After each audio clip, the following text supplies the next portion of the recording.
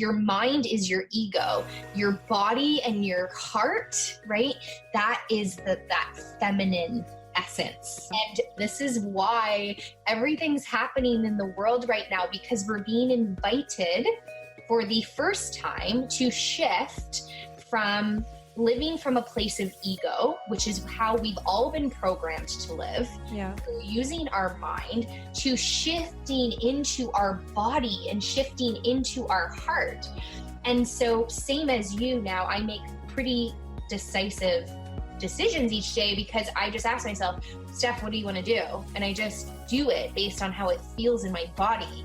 There's no overthinking and overanalyzing. There's none of that. You're tuning into your body. And when you drop into that, because it teaches you how to dismantle the ego and to drop into your body, to drop into surrender, to drop into trust.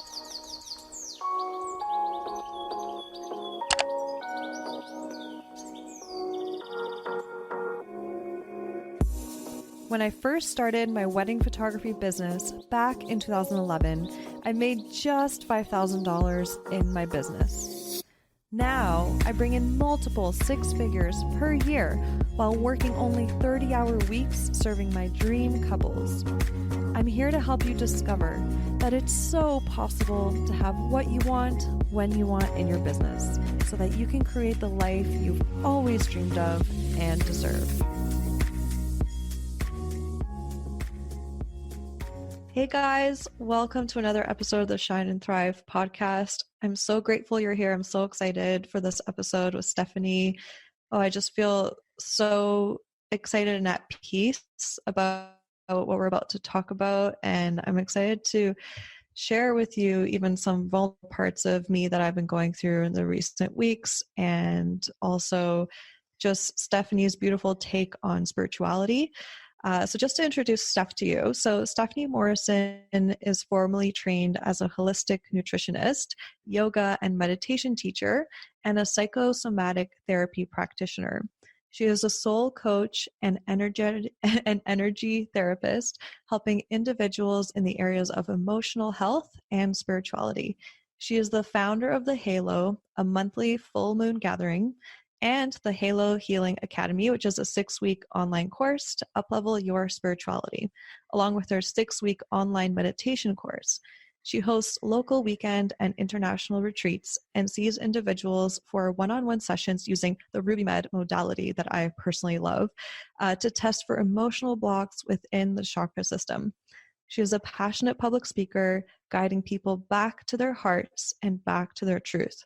Her greatest mission is to raise consciousness by helping individuals heal and deprogram emotional trauma and step into their power and purpose. Holy crap, that is like the most beautiful, like I like that all that says, all that energy that holds is basically Stephanie.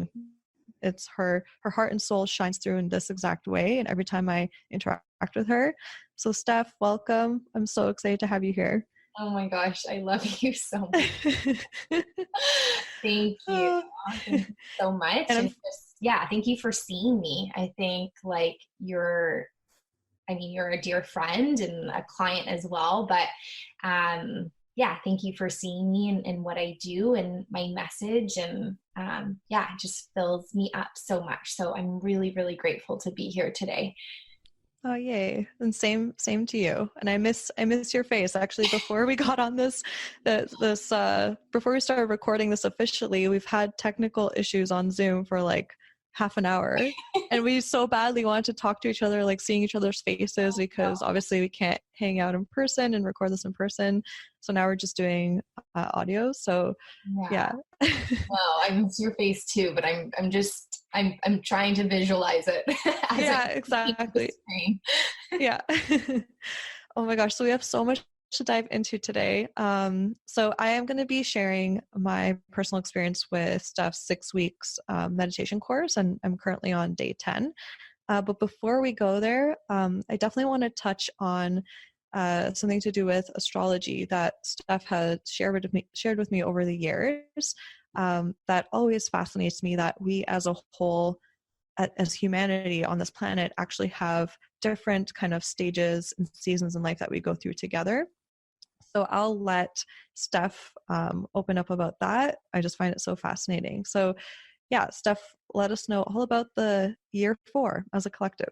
Absolutely. So I know you said astrology, which I will totally dive into, because in my halos, I do talk a lot about the moon cycles and sort of what's happening collectively. And then I do talk about numerology as well.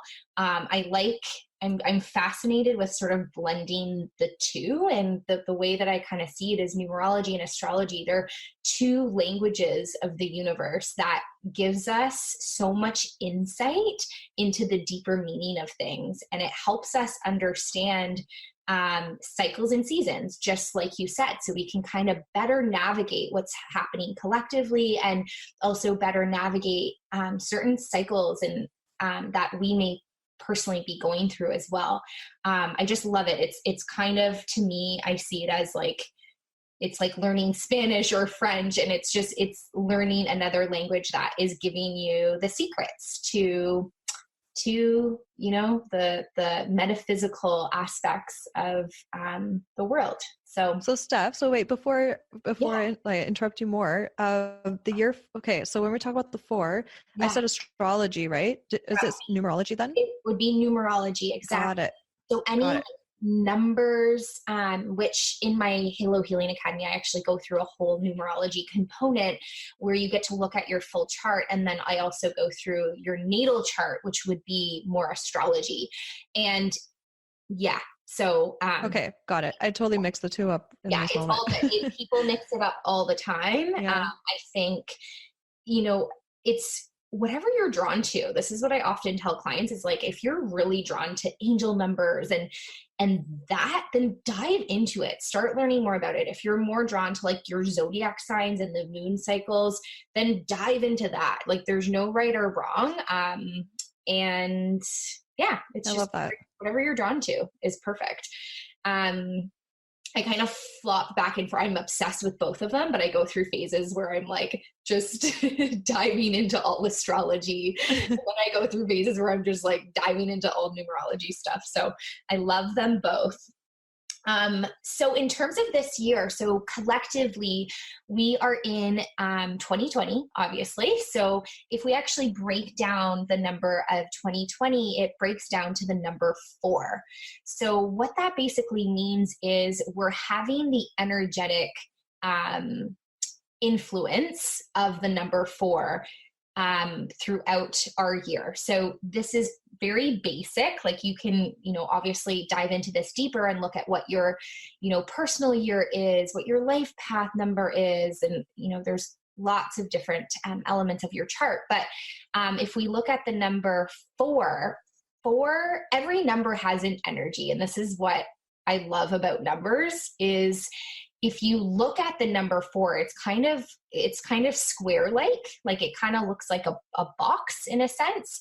Mm-hmm. So the energies that can be connected to the number 4 is very much about systems, and it's about creating structure. It's about, stability. It's about how to feel grounded. I kind of see it, this is just personally, I see it as like sort of root chakra energy if I'm connecting it to the chakra system. Mm-hmm. It's kind of like the base, right? It's the foundation of the house.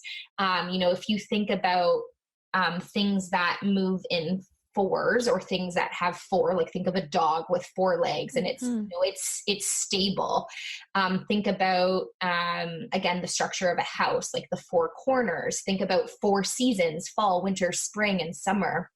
So the year, this year collectively, we're being invited to kind of look at our life and see where there's maybe some cracks in our foundations, maybe some areas that we haven't been honest with ourselves around.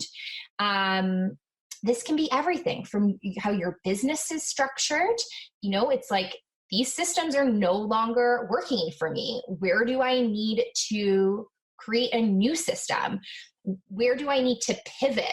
I'm seeing that a lot on social media right now. People are saying, don't stop selling your services because of what we're going through collectively right now. Mm-hmm. But it's like, it's not about stopping, it's more about pivoting. And I think that's so relevant to to the year 4. 4 is about pivoting. It's not stopping, but it's like, where do I need to pivot, and where do I need to create these new systems? Even in in relationships as well. Where in relationships are you like, yeah, this is not a solid foundation for me. Whether that's certain friendships. One thing that I'm personally seeing show up in my life, and maybe people can relate to this, is all of my superficial relationships have kind of been falling away. And so I've been stepping into relationships that are just built a little bit more on depth. And I think that relates a lot to the number 4 as well. It's like, okay, great. Like, moving forward in this next decade, my relationships are not going to be superficial. They're going to be built on depth and just different values. So yeah, that's sort of what this is all about. And it's going to show up differently for everybody. For some people, it might show up more in their work. For some people, it might be more in their lifestyle, how they're structuring their lifestyle. It can be about getting back to the basics, getting back to breathing, moving your body, eating really good food, all those, basic necessities that we need for our well-being, that structure, that order. Oh my gosh, that's so incredible. I love how you kind of gave different examples of how it could show up in people's lives differently, because as soon as you started talking about that, I was just consciously aware of what was coming up for me. And I've been too much in my masculine energy, just go, go, go, and just thinking about like work and business. And even though I figured out ways last year and the last 2 years to work less, actually, like I work less than I ever have because I've learned how to outsource efficiently and all that kind of stuff. I still realize that, but the first thing I do when I wake up is I think about work and how can I keep going and going? How can I keep improving? And what's speaking to me this year is, right now being forced to slow down. And I realized that I was fooling myself with like thinking that I wasn't a workaholic, even though I was working less hours. My brain was still stuck on work, which was something that I've recently discovered while being still and stuck at home recently. So that's kind of how it's showing up for me. That is so amazing. And that's such incredible awareness, the fact that you can even articulate that and recognize that. It's when you were talking, the thing that was coming up for me was like, this year is all about sustainability. So what can you create that's sustainable long term? So the way that you were functioning with your mind and constantly being on work, that's not sustainable. Yeah. It's not sustainable for your peace. It's not sustainable for your health. It's not sustainable for overall joy and fulfillment. And, I think the 4 energy as well has a beautiful, I know we were talking about this before offline, but it has a beautiful connection with the divine feminine, which is what you were just saying, is like you're working less, but you were still thinking so much. And now you're like, okay, I have these amazing new systems in place. I've outsourced so much, but where can I create new structure in my life where I am making room for the divine feminine, whether that's, having a dance party in your home, whether that's like I'm doing a lot of dancing in my home. I'm doing yoga in my home. That's just awesome. Like I'm wearing it might sound silly, but I'm like buying like nice lingerie and like yes, I love that. I'm choosing to wear things that are making me feel more feminine, even if like no one needs to see it, like just for myself. And that's, I think, where we're being called to shift into collectively, right? Yeah. With the halt that's happening in the world right now. It's like, we're the masculine dominant way of living is an old paradigm, and we're being called to shift into the new paradigm, the new earth.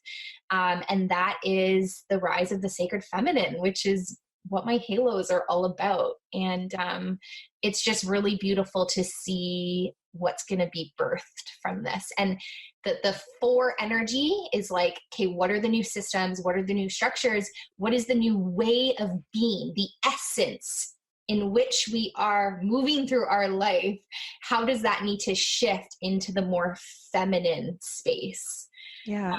Which is, for people that maybe are listening that don't know what feminine energy is, think about creativity, think about flow, think about presence, think about sensuality, think about taking time in stillness, relaxing, spending time in nature, writing, drawing, painting, dancing, things of that nature. Yeah, that's perfect. You just read my mind. I was about to ask you, because not a lot of people maybe like when you hear feminine, someone could automatically assume that means, female, and it only applies to women. But it's not true, because both of us, it's like yin and yang, right? We all have feminine and masculine energy within us and qualities. And so, yeah, I love how, so maybe give an example of some like masculine energies. Some things to do for people so that they can kind of realize, like maybe I am doing too much of that and maybe I need to slow down. Totally. And like, I know we're going to be talking about the chakra system as well. And like the yin and the yang, that's, from the Chinese culture, and the yin represents feminine, yang represents masculine. And just like our bodies need to be balanced and our actions need to be balanced, and the way our lifestyle needs to be balanced with yin and yang energy, masculine and feminine, the chakra system and the energy in our chakras must also be balanced in that way. So and we'll get into that, but there's a really beautiful parallel within that. And then in terms of the masculine ways that it can show up is, masculine is, I'm using a lot of masculine energy right now. And so are you. We're speaking, we're showing up. This requires, masculine energy, which means now after the call, we might need to go into meditation, go for a walk, take a bath, to balance out that energy. Masculine energy shows up through action and performance. So whether that is public speaking, whether that is, depending on your job, any facets of your job where you are performing and you are achieving in some way. That makes a lot of sense. That you can think of for the masculine? No, I feel like this is like an amazing, so like masculine, just always being in action, feeling like I have to achieve more and more. That's exactly what comes to mind. It's kind of interesting too. And this is like why I love getting into like the astrology, because I find also there's an influence of your natal chart, depending which elements you have more in your chart. It's going to kind of show up in your masculine and your feminine, because each zodiac sign has an element, and some of those elements are more feminine and some are more masculine. So like I have a lot of fire in my chart, which is a very like think about fire, right? Think about action showing up. So what sign are you? Well, if you look at, I'm a Taurus sun sign, I'm a Gemini moon sign, and I'm an Aquarius rising sign. But if you look at my full natal chart, I've got a lot of fire signs. I have a lot of Sagittarius. I have a lot of Aries. So that's if you... I'm sorry, what did you call that? Natal chart? Your natal chart, yeah. So in my online program, I take everybody through their full natal chart. And it's fascinating because you can see where you maybe have more feminine to masculine. And I think it's important to honor that. So it's like, honoring, I actually don't really have I think I have one water sign, which is kind of funny because I teach people how to manage their emotions. And if you think like, oh, I only have one. And so I actually don't have a lot of water at all. So I actually don't have that more emotional side, which I know is super ironic, but I think that's why I'm able to do what I do, because I don't be able to detach, because I have more of the fire. Yeah. And earth and air. So I have the intellectual air qualities, I have the grounding earth qualities, and then I have the very fire motivating qualities. And so I don't get wrapped up in people's emotions. Right. But anyways, so I feel like it's important to know, because if you do have a lot of water in your chart, that's a very feminine, it's very feminine, right? It's about emotion. It's about feeling. It's about processing. So it's almost like you have to honor what you might have a little bit more of, and that's also okay, you know? Yeah. And it's beautiful because I love, like, a natal chart, I guess, would be, if you think about it, similar to a personality test or Myers-Briggs test. It's just so beautiful to be aware of certain qualities that you could have, just to have the awareness, so then you know what you need more of and less of in your life. And 100%. Yeah. I'm a total nerd when it comes to all that stuff. So I'm glad that you just helped me discover a new one. So thank you. Yeah, absolutely. And actually, this is a perfect way to chat about the 6-week meditation course that I'm doing with you, because as we were talking about the masculine energy, would you say that masculine energy has a lot to do with like overthinking as well? Yeah, definitely. I mean, as soon as we shift into the future or we shift into the past, we're not present. And to cultivate feminine energy is to cultivate presence. So if you're overthinking about the future, whether that's planning or goal setting or worrying about the future, you're moving and shifting yourself out of the present state. And in order to be fully like deeply at peace and like joyful and happy, it's to be really, really present. And that requires that feminine energy. Absolutely. Yeah. And thanks to you, I've been totally binging on Eckhart Tolle, because part of like the resources you share is like some of his meditations. And it's just crazy how I've read his book, The Power of Now. I think it was 4 years ago, and I actually had an incredible experience. This was when I was away traveling by myself in Ecuador, and I was reading this book, The Power of Now, in a hammock, and out of nowhere, I just understood what he meant by it. Yeah. And did you say you got goosebumps? Yeah, I just got so many shivers. Oh, that's crazy. Oh my gosh. Yeah. So I was fully present out of nowhere, and my sense of self, my higher self, just told me, just go for a walk. Just go for a walk right now. I put my book down. I went for a walk down to the beach and then back. And throughout the whole walk, I think it was maybe 20 minutes to 40 minutes long. I can't even remember. I was fully present the whole time. And by presence, meaning my mind wasn't in the past, wasn't in the future. And I just felt everything was vibrating around me. I had so much love for every single human that passed me by. I had no judgment in me to myself or others. And it was just this like, whoa, huge moment and shift in my consciousness. And so I was saying this story because actually now that through the 6-week meditation course that I'm doing with you, you also love sharing some resources from your favorite spiritual teachers, right? Yeah. And so I dove into Eckhart Tolle online a little bit on YouTube, just like listening to him speak, which is, by the way, so soothing because he's just so present. You could just feel that. So present.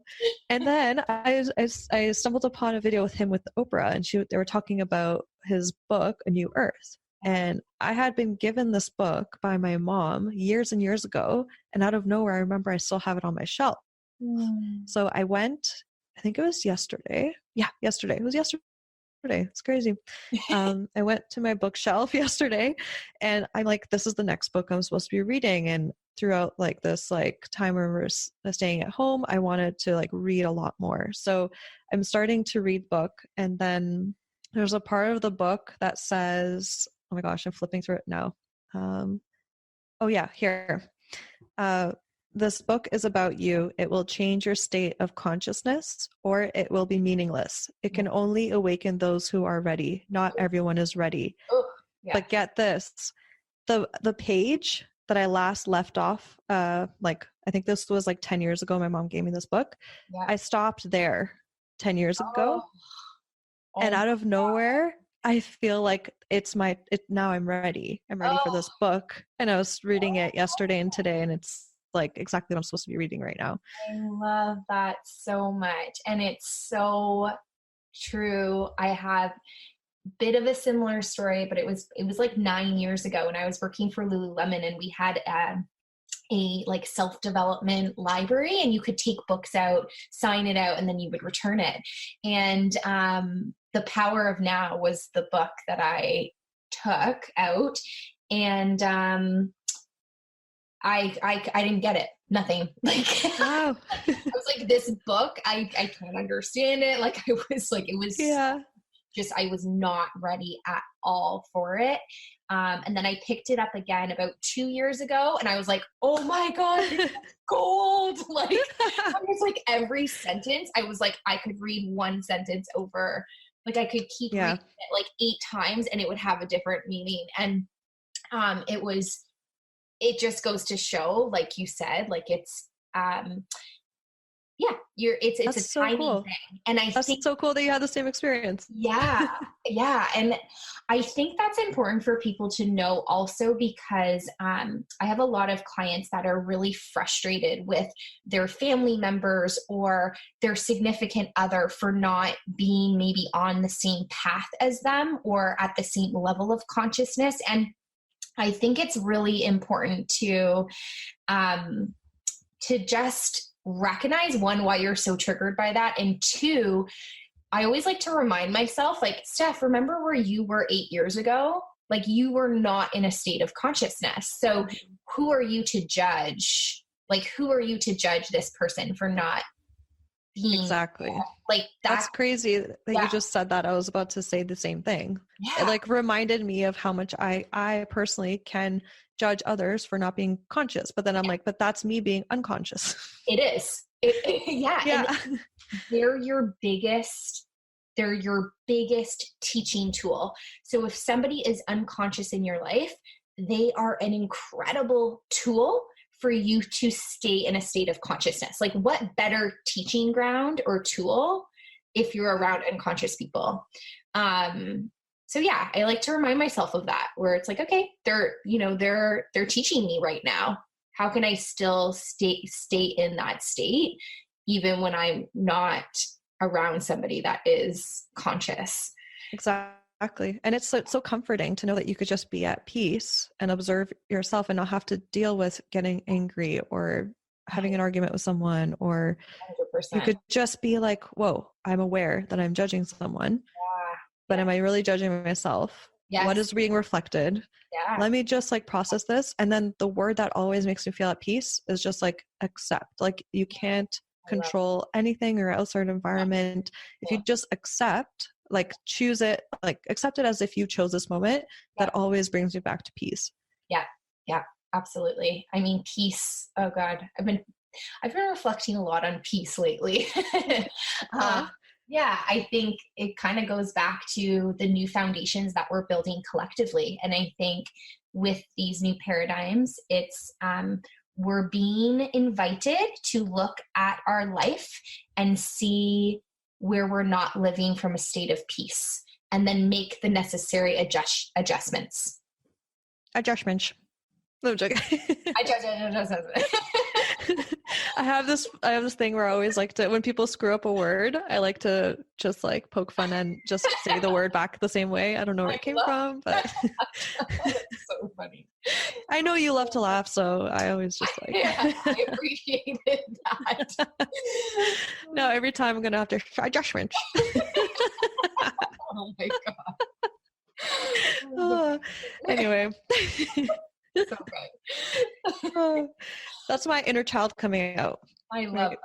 And that's like your inner child is presence. Like, like laughing when you have, I've been like experiencing a lot of belly laughs this year, like uncontrollable belly laughs where my abs hurt. And I was like, I haven't experienced this in a really long time. And I'm so like happy and like proud that I'm like getting back to that state. And that's, yeah, it's a very feminine quality, because it's to have those belly laughs where your abs hurt, like you have to be so present, you know?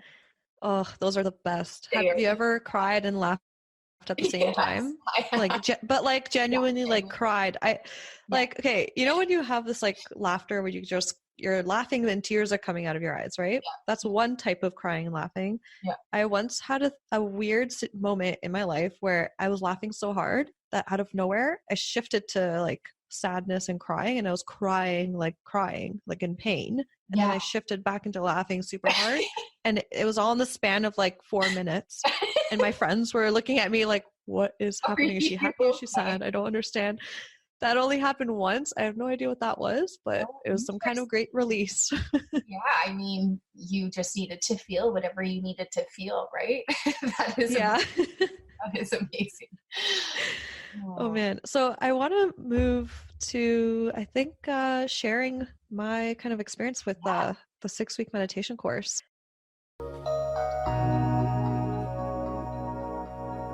I remember when I first started my photography business, and I began to notice that I was wasting so much time typing the same responses over and over again in email. It got to the point where I didn't have much time for other tasks that would actually help me grow my business, because I was spending hours and hours a day on emails. Does that sound familiar to you? To solve this problem for myself, I started to create canned responses that I could copy into an email and customize it for every single inquiry and client. This has saved me loads of time, and now emails are less daunting as a result. You can also get your hands on these exact email templates I've created, since they are now available for you in my shop. The email templates guide for wedding photographers includes 26 email templates, and not only does it have those in there, but every single template has an explanation of why I respond the way I do. I created this guide to show you that you can respond by being yourself, while at the same time strategically being on top of emails in a way that requires less back and forth between you and your client or inquiry. This way, you can serve couples well, but also have boundaries in place to have a healthy work-life balance for yourself. To get your hands on these so you can implement them into your business right away, head over to saramonika.com/email guide. And when you get there, just scroll down and you'll find a whole breakdown of all the templates that are included. So head over to saramonika.com/email guide right now. Guys, I wanted to be kind of really open and vulnerable with the experiences that I had, because I always love to do that with you so that you guys feel less alone, and that so you guys can see that we're all human and we all deal with pain, some sort of pain, and that it's possible to work through it. And literally, thanks to Steph's course, I'm on day 10. I've just like already worked through so much pain. I could literally feel a whole shift in my mindset, my body, my spirituality, everything. So I think it's just really important to share. So I thought I would just literally read from like to you guys word for word, and I will just like, I'll chat with Steph about this and you guys can take it in, but I'm just going to like read to Steph what my breakthroughs were. And we'll just go from there. So, okay. So Steph, day 1 was about root chakra. So day 1, I had one of my bigger breakthroughs, and I wanted to share it. So first of all, so when it asked, when prompted, okay, actually, let me just share. So day 1, the meditation theme was to acknowledge your potential and strength, right? And then the mantra was along the lines of having, like telling yourself that you are strength and of many talents. And something that I found so interesting throughout all the daily meditations is that sometimes there's a theme, and I go into the meditation with that theme in mind, and the meditation is around that theme. But sometimes out of nowhere, something else pops up that like is ready to be dealt with. So good. Do you know what I mean by that? Absolutely. Yeah. Well, you're tapping into your intuition, right? And your higher self. And so that's beautiful. I love that. So there was a question. So after every meditation, there's a bunch of question prompts that you can journal through and go in deeper. And it definitely makes a difference to actually write everything out instead of just thinking about it. I used to take the shortcut and I used to be like, yeah, I'll just answer these in my head. But guys, like it makes a huge difference if you actually just write out everything you're feeling without any filter. So the question was, when prompted to a time you didn't feel good enough, what was the experience that came up? So I'm not going to share names of these certain experiences just to keep that private. But so when I was younger, I would hang out alone with these two girls after school because their mom was babysitting them. So they were like best friends. So I wrote here in my journal, when blank and blank, so names, would hang out alone together while I was there. And it felt like I felt like I wasn't welcome because they used to like literally whisper something in each other's ear. I would be right there and I'd be like, oh, what do you guys talk about? They'd be like, nothing, and giggle and like turn away, and they would be playing with each other. I would just be there standing, not included. So to me, it felt like I had to be there because my mom couldn't come home from work earlier, and I knew my parents were stressed, so I didn't want to be a bother, and I couldn't ask for me to stop going there after school. So that when it asked me what feelings came up for you, I had to like go inside and actually go back into that moment and relive that moment again. And this is how I felt: worthlessness, not belonging, hurt, sadness, loneliness, like I was weird, like nobody wanted to be friends with me, helplessness, and isolation. In those experiences, that's how I felt. And so it created like trauma, right? And I think, Steph, you speak to this. Is the right kind of terminology, is it somatic fears? Kind of like fears that get stuck within your body and your cells. Absolutely. And any emotion, so that's any of those emotions that you talked about, they store in our energetic field, right? If they're not digested and processed. And we're not taught as little girls and boys we digest our food every day, but we're not taught how to digest our emotions. Yeah. Which should be taught in school. Yes. So this was something that I felt a lot of pain for years. And guys, this was like 20 years ago, maybe. So long ago. And I was still holding on to this. And I still feel this like anxiety. I still have like a lot of people, but I do have social anxiety in like situations where there's more than one person because I'm scared of like past events re-happening, like people laughing right beside me and not telling me what they're talking about, not being included. That was super traumatic for me. Like I dealt with that for like months and months after like seeped into my being that this came up for me day one of the meditation. And then when it came to the question of like, what do you declare universe to at this time? This is literally what I wrote. So I feel not ready to let it go because then I know I will need to build new friendships and new relationships. I know it's what I want, but I also feel exhausted at the thought of it. But if not now, then when? And then this is so random, but I watched a movie on Mr. Rogers. So this is where this comes in. Mr. Rogers was such a beautiful example of simply wanting to be there for people, no matter their response. And I want to be that person too. If I don't let go, I'm holding back being love. So I went in that answer in my journal from being straight up just saying like, I'm not ready and accepting that feeling to working through it and talking through it by being inspired by, let's say, Mr. Rogers, so random, but that's what my inspiration was in that moment. To being like, well, I've already held on to this for 20 years. Like if I'm not ready now, when will I let it go?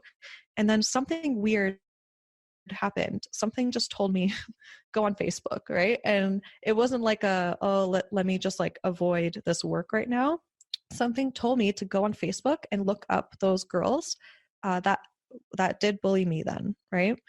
And I went on there and this is what I wrote about the first girl. So I said, I just went on Facebook and I see now that blank, so her name, is happily married with a son. She is a mom now. She is love, and she made a mistake as a human, and so have I before. I forgive her genuinely from my heart and send her love. And then I did and I forgive you. I'm sorry. Thank you. I love you. Yes. Which is a Ho'oponopono forgiveness technique. Love it. And I literally it melted away from me. And I literally don't have that pain in me anymore. I have an understanding of that situation. And I had this beautiful shift of perspective where if I didn't go through that, maybe I wouldn't be as conscious to being like aware of people's feelings or. Yes. So that's where it's like, if you guys haven't heard of Ho'oponopono, it's you forgive the person and then you say, I'm sorry, because if you hold resentment, that sends like a negative energy their way. So you're saying, I'm sorry for holding on to that. You thank them. So thank you for the lessons. And then ending off with, I love you, because in the end, we are all love. Yes. So that was like an incredible breakthrough with one person. And I won't go on into, because there were 3 other people that I had to do this with. Right. And it was just the same thing. I went on their Facebooks. I saw, hey, they're a whole new person now. They're parents now. They're married. Like, they've transformed. They were just doing their best. And I was able to like let go of that. And actually even reach out to one of them to like reconnect too. That's so amazing. So thank you for that stuff. I love that. And like, what a beautiful like testament that's you literally doing the work. Like, you did the meditation, you did the journaling, you had the breakthrough, you had the clarity, you did the forgiveness. Like, that is the stuff that works. Like, that is how we emotionally heal through trauma, and we let go of those past experiences. And I think, it was so amazing that you went on to see them currently now, because when you can make, I think that was such an essential step to the healing for you, because for me anyways, when I often look at people in this present moment that maybe hurt me in the past, I'm able to look at them from as if I'm seeing them as their inner child, or seeing them from that, what we often say is that wounded space, because hurt people, right? So it's like that, whatever they were doing in that moment, it was just coming from a wounded space on their end. And so if you can see her or them from like, okay, that was a wounded action or a wounded behavior based on their trauma, and now look at where they are in this moment, in this present moment, like that's the healing, right? It's a shift. A miracle happens when you have a shift in perspective. So just by having that shift in perspective, you brought that miracle of healing into your vibrational field, which is so yeah. And I love how you shared that different perspective of like, look at them as like their inner child, or hurt people. It's true. Yeah. So thank you for that. I've done so much work on that in the last few years. And even like, I think probably a lot of people listening to this, a lot of people probably have programs from their parents. I would say that's probably the most common one that comes up, from mom and dad. And what I love doing with my parents is seeing them from like, just seeing them as a child, like just see them as a child. And when you do that, oh my God, it's beautiful. You will only send them so much love, because think about it. If you're speaking to a child, you're only going to speak to that child from a place of love. So what if as adults, we actually saw the inner child in everybody? That's so beautiful. Yeah. That's so true. And especially it takes us to even a place of unconditional love, because if we see children, we know that, hey, they're still growing, they're still learning, but why can't we look at humans? I'm sorry, humans, adults that way, right? Like we're all still growing and learning and making mistakes. I love that. It's so helpful, and I use it. Look at my parents like little children now. It's really, really That's powerful. awesome. Yeah. Okay, so I feel like I want to share the second breakthrough because it's to do with like masculine energy. And I think it's a great fit for maybe inspiring someone to let go of some sort of masculine energies, just like I have in this time. So this was actually day 2 and to do with the root chakra. And the meditation theme was I accept my place in the world, and with concentration, I allow my inner self to develop with grace and ease. I am successful. So again, as I mentioned before, like different things come up in like, it's so random. It might not go with the theme, it might. But what came up for me here was, one of the questions was, what energy and stresses am I holding on to that aren't mine? And I said, carrying others' energy. I guess throughout all this time when everyone's like really fearful. And Steph, can you hear me? Yes, I can. Okay, perfect. Just checking because we were having some delays. Okay, and then there's another one here.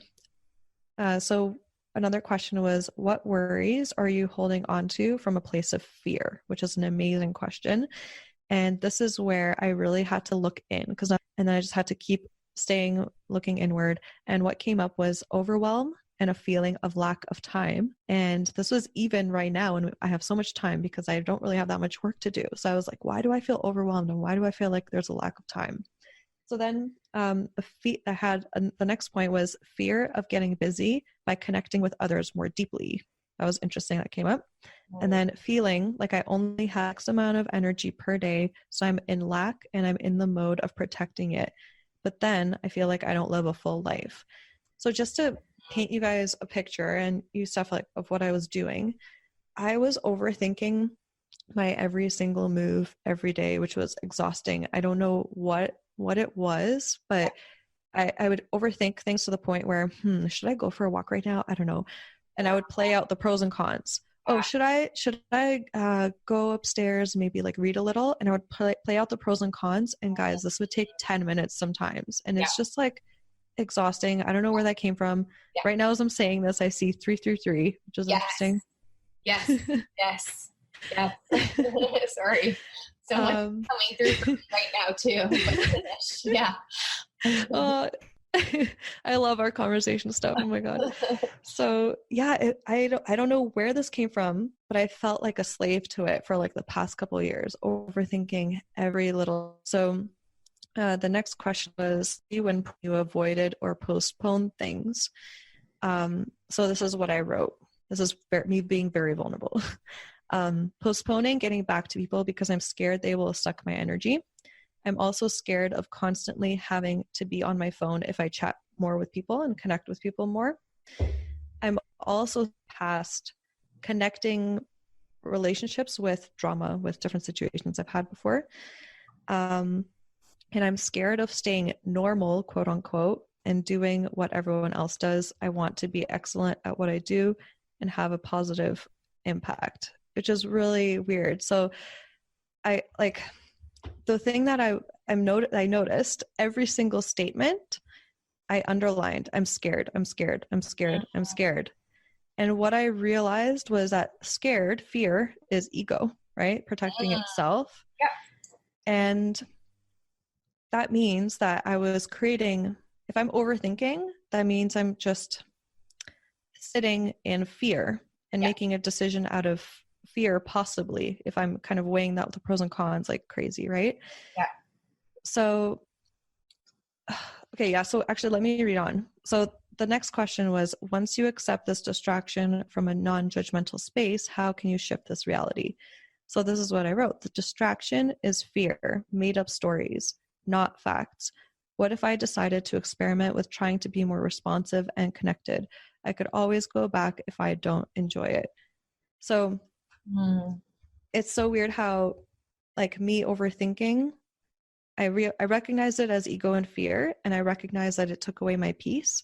Yes. And I decided to just sit in feeling in my body. I'm like, okay, do I want to read this book? And I would just, instead of going into my mind, I went into my, how does my body feel? And I have this like weird warm energy coming around my heart whenever something feels like a yes.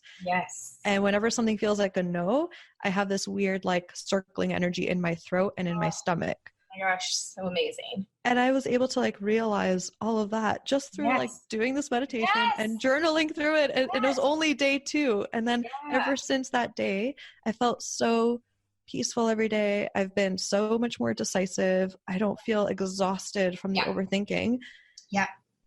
Man, I'm like, there's so many things.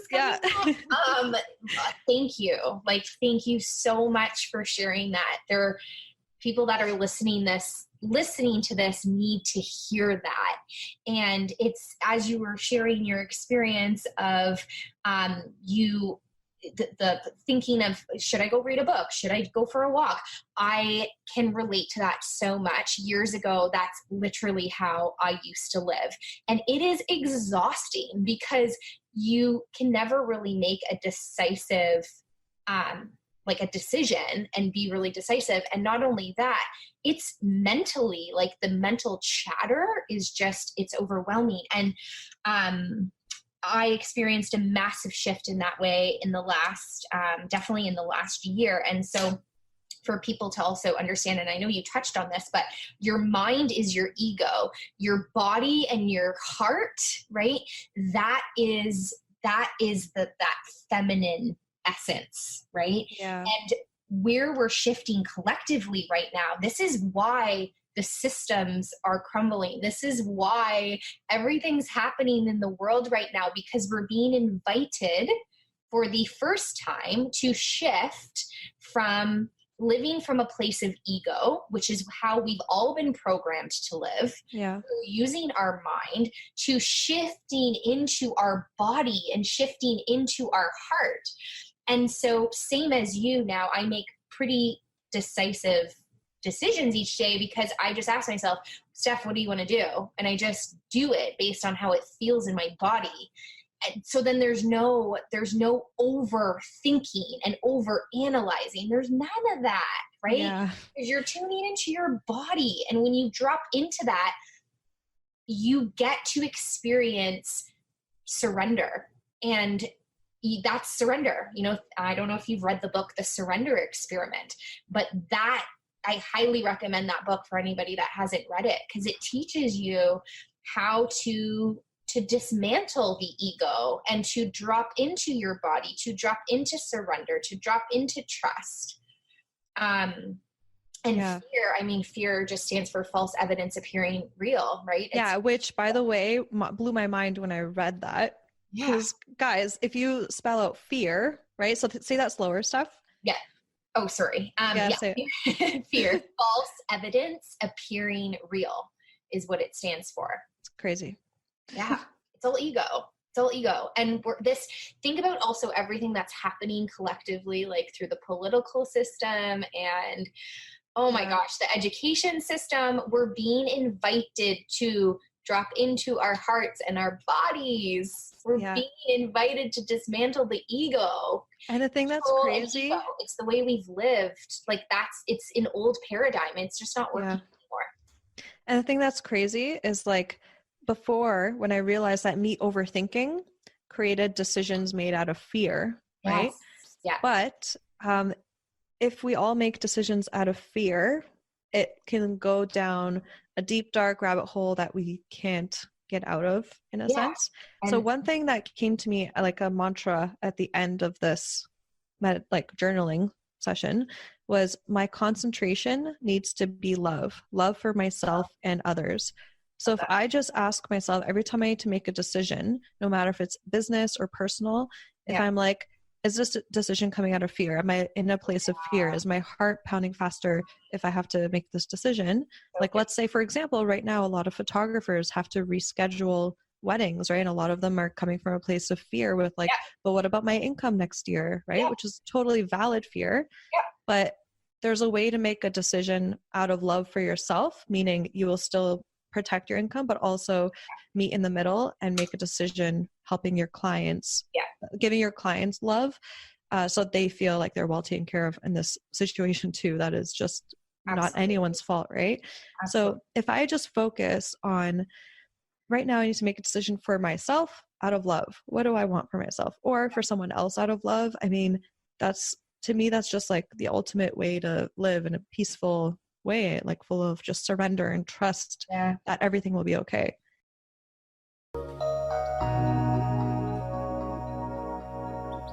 It happens to the best of us. We get fired up about starting our photography business, and then when we make it happen, we feel on top of the world. But then, bam, it hits us. We feel stuck with no clue of what our next best move should be. I know what that's like because I've been there many times before, but with the right guidance, I was actually able to gain clarity and achieve the next level of success I wanted in both my business and my life. So if you're ready for me to help you discover what it is that you really want next and how to make it happen one small step at a time, then head over to saramonika.com/coaching and book your coaching session with me. Remember, never stop learning and never get comfortable because your dreams lie just outside of your comfort zone. That's saramonika.com/coaching. And I think like every time you said love there, like I kept hearing the word alignment, alignment, alignment. And I think there's a lot of people that don't know what it feels like to live a life in alignment. And to live a life in alignment means to live a life from the essence and the state of grace and love. Yeah. So when you can turn in and ask yourself that question, right? Like you said, am I making this decision from a place of fear or love? That's going to guide you into, oh, okay, what's in alignment? Yeah. And meditation, right? And turning in is a tool for us to actually ask ourselves those questions. Am I living a life that's in alignment? Yeah. And actually, only you can answer that question, right? Because only you know what's in alignment for you. Yeah. And Steph, what would you say to people that feel intimidated by meditation or feel like they have to do it a certain way or, that just create that excuse in their minds or they're not ready? Maybe it's not an excuse, right? Maybe they're just not ready for it in this chapter of their lives. But I know that for the longest time, I had the excuse of, but I don't have like a meditation like corner and it has to be perfect and I have to have it all nice and cozy and like all that stuff. But you can literally just lie down on a floor or on your bed and meditate. So like what advice would you have for those that feel intimidated by it? I think the message that my guides always share with me is make your life a moving prayer. And I repeat that to myself often. And I want other people to repeat that to themselves often, because when you make your life a moving prayer, you can actually bring meditation into your everyday experience.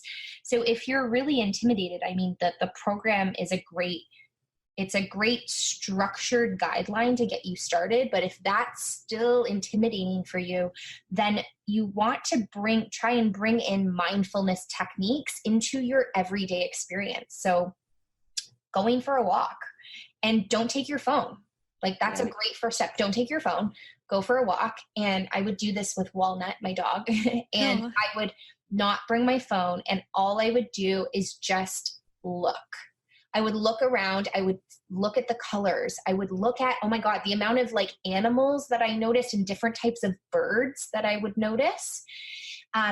And if I had my phone, right, I wasn't able to get into that meditative state, but that's a walking meditation, right? It's my everyday experience. And even when I'm walking, like tuning into my breath, as simple as that, like breathing. Oh, what does my breath sound like today? Yeah. You know? And, showering is another time that I go into meditation. When I shower, I actually cleanse my body with my hands and I say my prayers. I invite in Archangel Michael to cleanse me of any energetic cords and any density that I may have picked up from that day. And that's a meditative experience for me in the shower.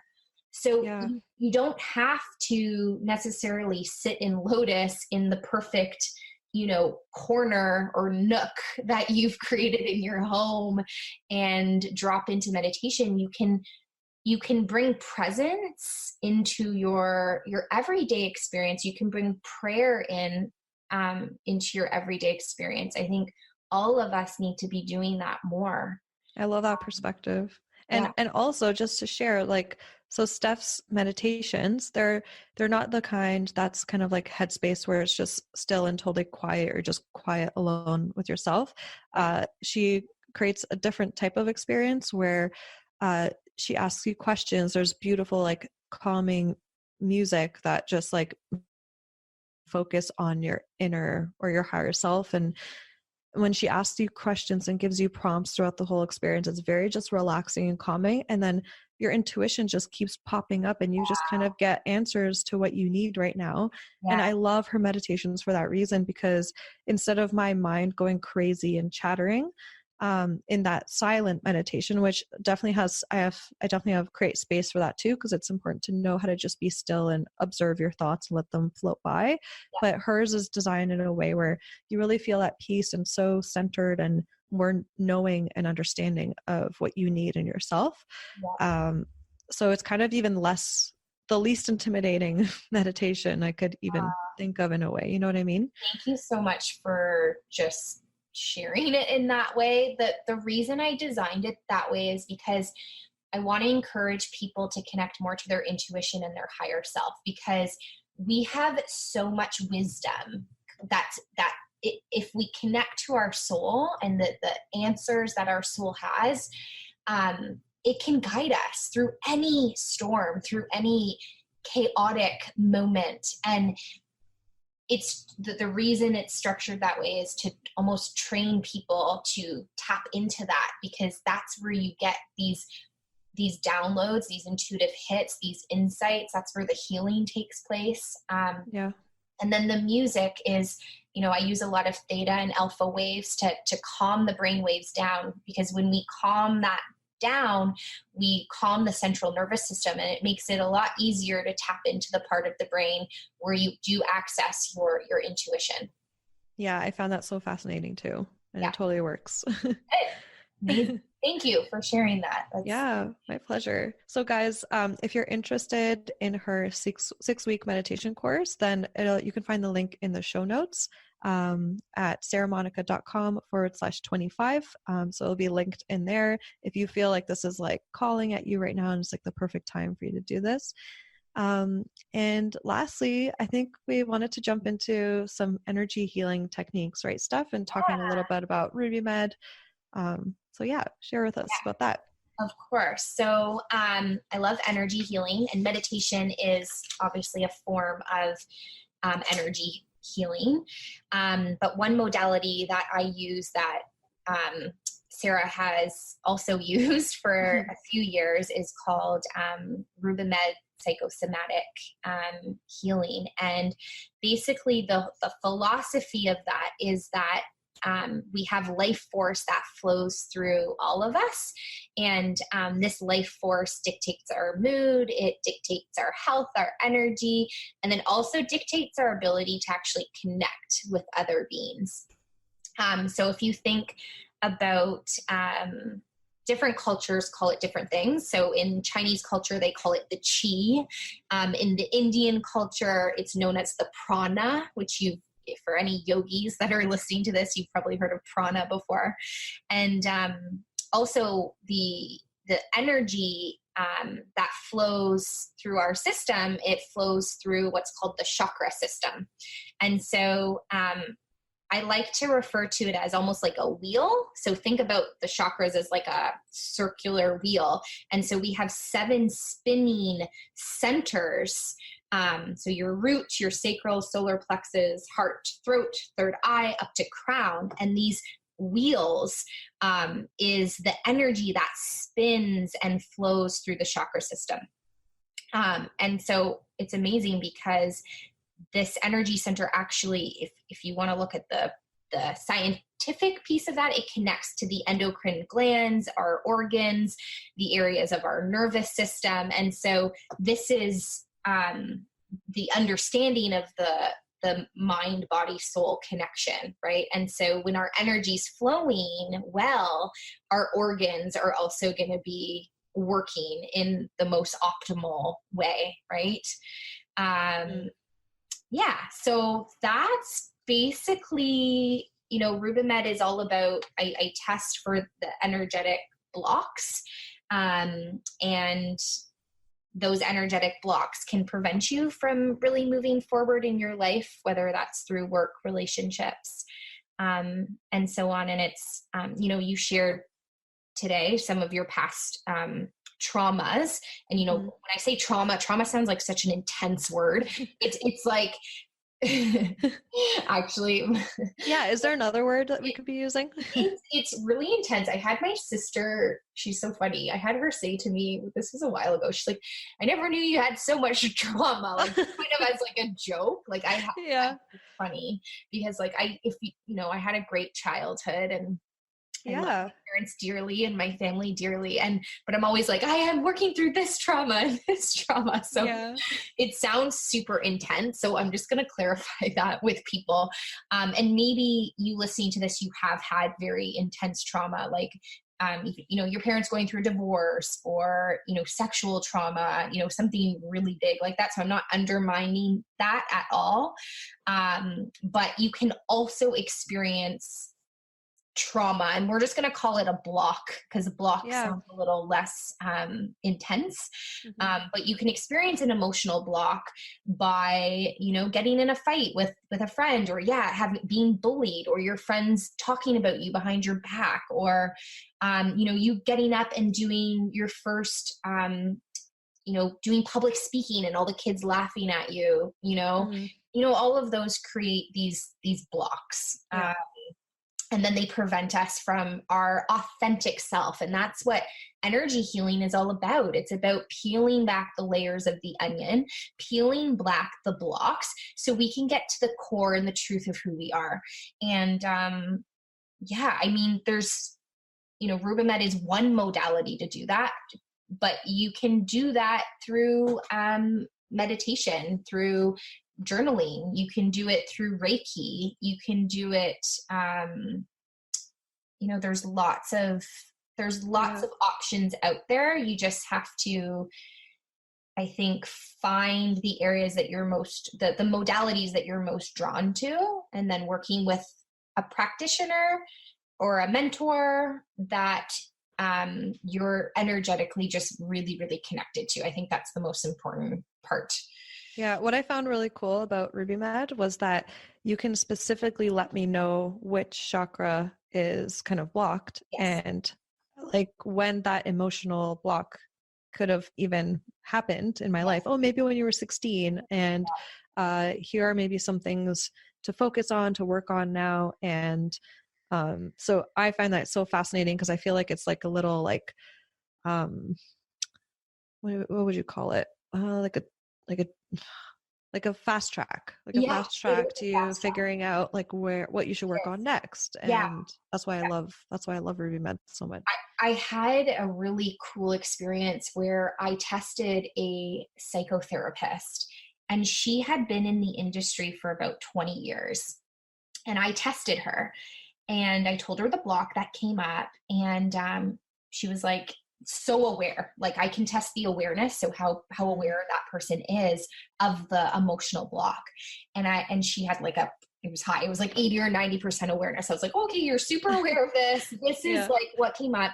And I'm like, of course she's aware of it. She's a psychotherapist. She's probably been like working on this, Yeah. And so I shared it with her, and she was like, yeah, like she knew exactly what it was, what happened, the age, everything. And I feel like she was brought into my life from my angels and my guides to explain to me the process of energetically releasing trauma and blocks, because here was an amazing, successful professional in the industry who had been working on this block for 20 years. Okay. She's like, I know this block. I've been working on it. And so when she left, I thought, oh, how interesting. She's been working on it, but she hasn't worked through it because it came up. And so I was like, wow, this is incredible. And this is not undermining. Psychotherapists are amazing. I've personally gone to psychotherapy. A lot of my clients see psychotherapists. I recommend it often. I think it's wonderful to have somebody to talk to. I think it's wonderful to bring the trauma and the blocks to the conscious awareness. my whole perspective, however, with RubenMed is, can you do psychotherapy to bring it to the conscious awareness, but then can we work through the energy of the block? And that's the stuff that fascinates me, where I'm like, oh, we need to work through the energy of the block, not just talk about it, but the emotion and the energy. And that's when where RubenMed comes in. So that's beautiful. Yeah, really cool. And I really feel like she was guided into my life from my angels for me to understand it deeper. Oh, That puts a little fire under my butt to be like, oh my God, all these people that are working with psychotherapists, which is great, keep doing it. Yeah. But then where can we do now the energy work with that? Oh, that's so cool. Yeah. That's so exciting. How beautiful that things can go so hand in hand to create incredible results. Yeah. I love it. Yeah. Did you have those energy healing techniques? Oh, yes. To share? So, okay. So, we touched on actually some of these, but, one energy technique that you can do, this is really just getting back to the basics of like boosting your immune system. But I'm going to share a little, tip from Kyle Gray. If you don't follow Kyle Gray, I love him. He talks a lot about angels. He's taught me a lot about connecting to archangels, and I have his prayer book, which I love. It's one of my favorite books. If you're just getting into bringing in prayer into your everyday experience, he's a really great mentor for that. So he talks about cleansing, toning, and moisturizing. So it's a fun little analogy, but basically this is a form of energy healing that you can do on yourself. So the cleansing, the first thing to do is cleanse, which is all about releasing the heavy energies that you might be holding on to. So you want to actually cleanse your body. So this could be, doing big arm circles in the air. So back, sweeping the arms overhead, big circle, and then bringing the palms to touch in through your heart. Or this could be cleansing in the shower. Mm-hmm. This could be, doing journaling where you're writing out, I am releasing, or I am letting go of, but it's all about letting go. And so if you are interested in welcoming in some archangels, Archangel Michael is a great one to start with. You can welcome him in. He will come in with his big sword and actually cut the heavy, dense energy, the anger, the resentment, whatever you're holding on to, and can help you cut those energies from your energetic field. So that's the cleansing process. And then your next step is to actually tone. So the toning process is about reaffirming the love and the light that you are. So, you could say something like, it's all about basically remembering who you are at a core level. So you could say something like, I am love, I am light, or light always outshines darkness. I am a child of God. I am a representation of light, or I am a part of source, I am a part of spirit, whatever it is that you can tone and recognize the love, that the truth of who you are, which is really just is coming back to that space of love, right? We're all a child of God, source, spirit, universe, whatever word you want to use, but it's toning and reminding yourself the essence of who you truly are. That's beautiful. Yeah. That's easy. so easy. And yeah, so that's basically the process. And, if you want to get deeper into some energy healing, I often suggest for people to, find a Reiki practitioner or an energy therapist and, dive a bit deeper into it. But I think that's a great start. And lots of sleep. I know that seems so basic. Oh, yeah. Sleep is one of the best energy healing tools you can give yourself. Yeah. So Steph, did you say number 1 was cleanse and then tone? And then was there a third one? Oh, yes. So the last point, sorry, No, it's okay. I like totally skipped over, That's cool. is basically the moisturizing Right. of it. And that at that point you can basically call in any, I mean, you can do it through the cleansing, but you can call in any angels to help you with this, or you can call in your guides, or you can call in your guardian angel for you to really step into that space of light. Got it. Yeah. And then you Cool. can also do, you can do some breath work there as well. So just taking those nice deep grounding breaths, calling them in, and just sort of like, moisturizing that. Yeah, that's awesome. And so me personally, I'm not there, believe in angels in a way, but I can, maybe angel just isn't the word that speaks to me, but I believe in like a presence, right? So if you guys are listening to this and you can't kind of relate to angels, just like even knowing that you taking a shower, you cleansing yourself, you moving a little bit, you focusing in on that you are love, and then just like, whatever you can call in that feels right to you energy wise, just do that.